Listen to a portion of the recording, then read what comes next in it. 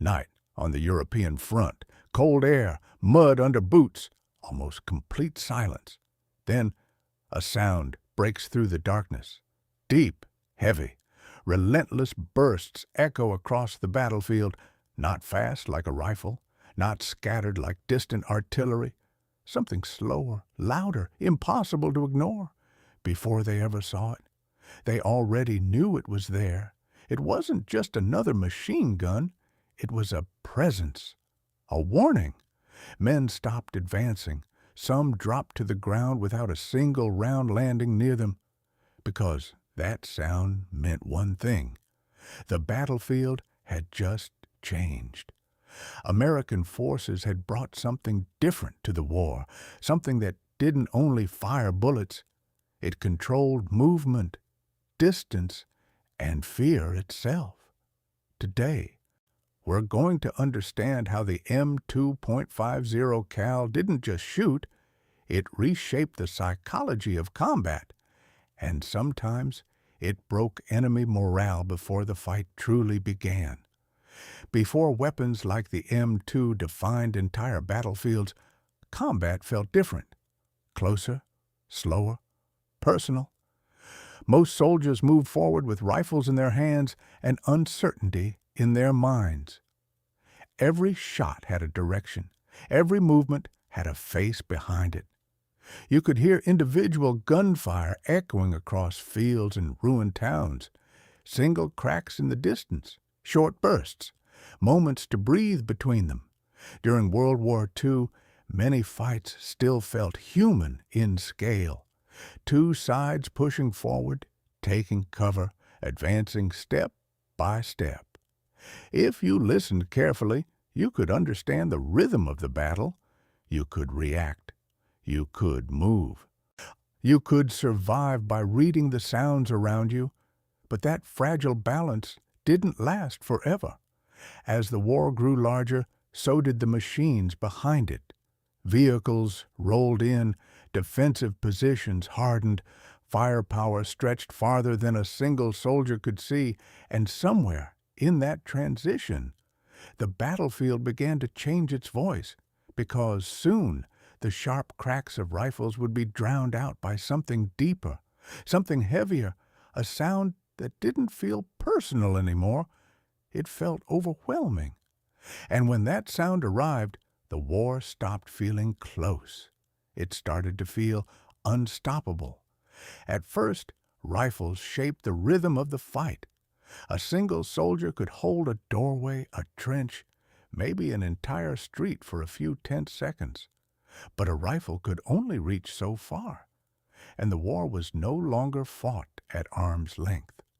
Light machine guns appeared, and suddenly movement became riskier. Short bursts forced soldiers to stay low, to rethink every step forward. But even that wasn't enough. The battlefield kept expanding, and distances kept growing. Vehicles rolled across open ground, armor plates absorbed rifle fire, defensive positions turned into small fortresses of steel and sandbags. A rifle could control a street. But the war wasn't fought only in streets anymore, and because of that, American forces needed something stronger, something that could reach farther, hit harder, and change the way an enemy approached an entire area. Firepower had to evolve, not just to destroy targets, but to control space itself. So the idea began to shift, not toward speed, but toward presence, not toward subtlety, but toward dominance. The United States needed a weapon that didn't just fire bullets. It needed something that would make an enemy hesitate, something that would make them think twice before even stepping forward. And soon, that idea would take form on the battlefield, with a sound no one could mistake. And then it arrived. Not suddenly, not with a dramatic announcement, but slowly, steadily, mounted on vehicles, fixed into defensive positions, watching over open ground like a silent guardian. The M2 wasn't introduced as just another tool of war. it felt different from the beginning. Heavy, solid, unmoving, even when everything else around it shifted. Soldiers didn't talk about it like a simple machine. They spoke about it as if it were a presence on the battlefield, something that changed the atmosphere the moment it appeared. It wasn't fast. It was heavy, not quiet, impossible to ignore. Its deep rhythm didn't sound chaotic. It sounded controlled, deliberate, final, and because of that, its impact went beyond what it physically did. You could hear it long before you reached its range. You could feel it before you understood where it was placed. For American troops, it became a symbol of security, a line that felt harder to cross, but for anyone moving toward it, it was something else entirely. Because the M2 didn't just introduce more firepower, it introduced the idea that the battlefield itself could watch you and stop you, without ever needing to move. The first time it truly revealed itself, the battlefield changed. Mounted on the back of a moving vehicle, steady despite the uneven ground, the M2 waited until the distance closed. Rifles fired first. Short bursts answered back. For a moment, it felt like every other engagement. And then the trigger was pulled. A long, heavy burst rolled across the field, not sharp, not frantic, just deep, controlled power echoing through the air. The sound didn't fade quickly. It lingered. It filled the space between buildings, hills, and shattered trees until everything else felt smaller. In that instant, tension turned into something else, into domination.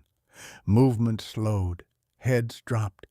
Paths that looked open seconds ago suddenly felt impossible to cross. Because it wasn't only about damage, it was the feeling that nowhere was truly safe. That distance no longer protected you. That hiding didn't mean disappearing.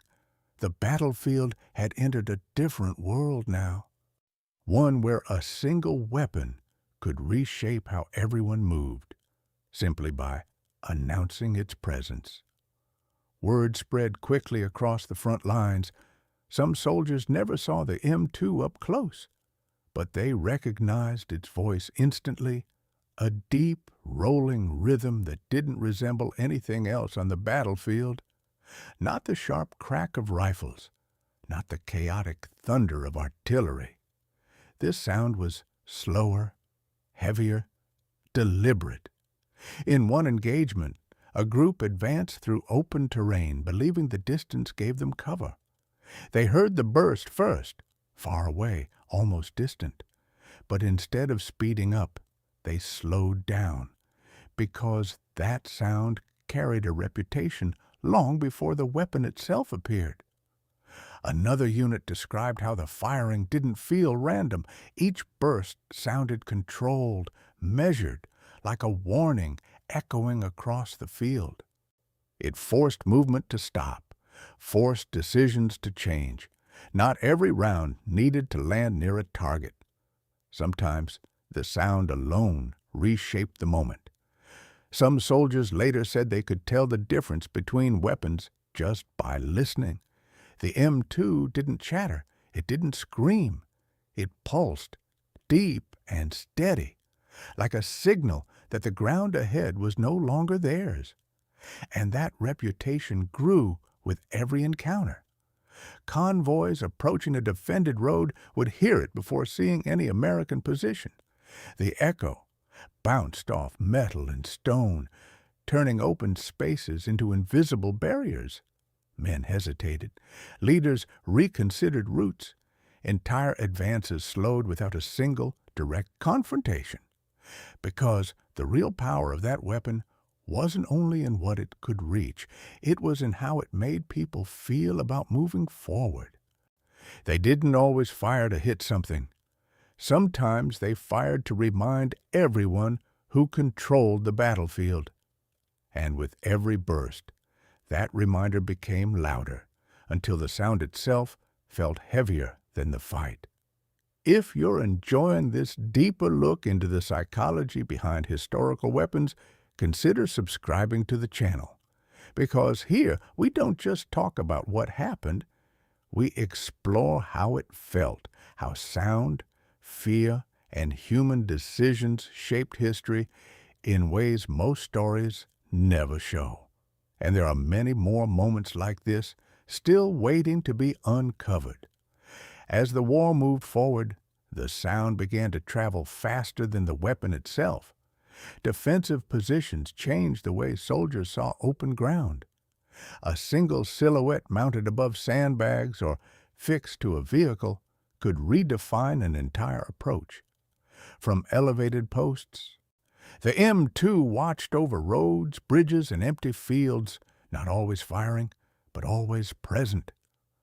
Convoys rolled with it mounted high, scanning the horizon. The weapon became more than equipment. It became a signal. You could see it before hearing it. And sometimes you heard it long before you could see anything at all, and that uncertainty created something new. The more often it appeared, the less willing opponents were to push forward directly. Routes changed, advances slowed, entire movements shifted sideways just to avoid the possibility of crossing its line of fire. It was visible, heavy, and unmistakable against the skyline. It was audible, a deep rhythm that carried across distance, and eventually it felt inevitable. Because when soldiers recognized that shape or that sound, they didn't just think about damage. They thought about exposure, about distance disappearing, about open ground turning into a trap. The battlefield was no longer defined only by terrain or numbers. Now, reputation itself shaped the fight, and with every new appearance, that reputation grew stronger, pushing the story toward a moment where hesitation would become something far more decisive. There were moments when everything felt balanced on a single decision. An enemy advance moved slowly across open ground, boots against dirt, equipment shifting. Quiet signals passed from one soldier to another. For a few seconds, the battlefield fell into an uneasy silence. No heavy fire, no clear warning, just movement. And then the sound returned. A long burst cut through the air, deeper than anything around it, not rushed, not chaotic, steady, relentless. The advance didn't collapse because of what was hit. It broke because of what it felt like to keep moving under that sound. Men dropped low, lines slowed, directions changed without a word being spoken. The fight itself didn't end, but something inside the moment shifted. The battle continued, yet the willingness to push forward began to fade.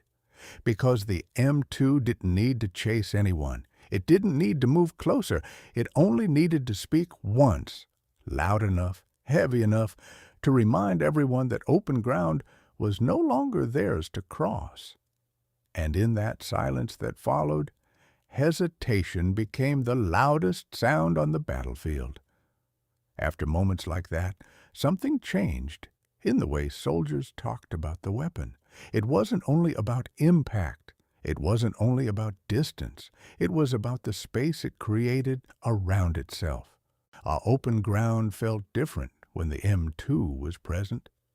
Roads that once seemed exposed began to feel protected. Positions that would normally be vulnerable gained a new kind of confidence, not because the danger disappeared, but because the balance of movement shifted. For American troops, the weapon became more than firepower. It became reassurance, a steady presence watching over convoys, checkpoints, and long stretches of terrain where visibility meant survival. And for those facing it, the effect worked in reverse. The possibility of that deep, inevitable sound forced hesitation long before any direct contact. Routes were reconsidered, advances slowed. Sometimes the safest decision became the simplest one. not moving forward at all. But because the true strength of the M2 wasn't measured only by what it could reach, but by what it could prevent. Sometimes winning a battle begins the moment the enemy decides not to come closer, and that understanding transformed the weapon from a machine into something larger, a presence that reshaped how both sides thought about distance, risk, and control. As the war moved on and new technologies appeared, many weapons faded into history. Faster designs replaced older ones. Lighter systems took the place of heavier machines. But the M2 never truly disappeared. Decades passed, conflicts changed, and battlefields evolved. Yet that same deep presence continued to return, not because it was the newest, but because soldiers trusted what it represented. It wasn't only about power. It was about reliability, about the feeling that some tools didn't need to prove themselves again. Mounted on vehicles, guarding positions, watching over open terrain, the M2 carried more than steel and mechanics. It carried memory. Generations of soldiers inherited stories about it. Stories of convoys that felt safer, of positions that held longer, of moments where its sound shifted the rhythm of an entire fight. And that continuity turned it into something rare in warfare. Not just a weapon that survived history, but a presence that became part of it. Because sometimes what endures is not only what works, but what people believe in when everything else feels uncertain. And now we return to that silent night on the European front. A soldier stands still, listening. Cold air around him, darkness stretching across the field. Then the sound begins again. Slow, heavy, unmistakable. At the start of this story, it felt like just another weapon entering the fight. But now, it means something different. It isn't only metal or machinery. It isn't just a tool firing into the distance. It is a feeling, a memory carried through generations, a signal that reshaped how soldiers moved, how they hesitated, how they understood the ground beneath their feet. Because what echoed across those battlefields was never only firepower. It was presence. It was pressure. It was the moment when sound alone could change a decision. And standing there, listening to that deep rhythm rolling through the night, you begin to understand that the M2.50 cal was never just an object. It was an experience, one that stayed long after the echoes faded. Some weapons were built to win battles. Others changed the way battles were fought. The M2.50 cal became something more than a machine placed on a battlefield. It became a sound that shaped decisions, a presence that stretched beyond distance, a reminder that power isn't always measured by speed or complexity, but by the way it makes people feel when they hear it.